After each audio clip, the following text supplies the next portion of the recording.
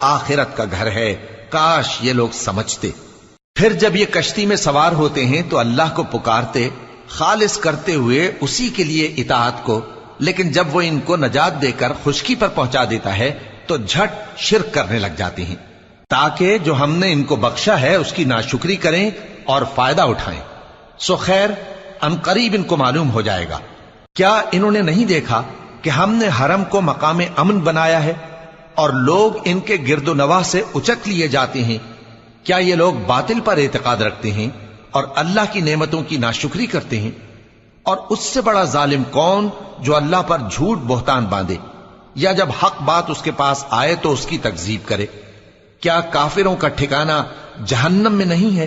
اور جن لوگوں نے ہمارے راستے میں محنت کی ہم ان کو ضرور اپنے رستوں پر چلا دیں گے، اور اللہ تو نیکوکاروں کے ساتھ ہے۔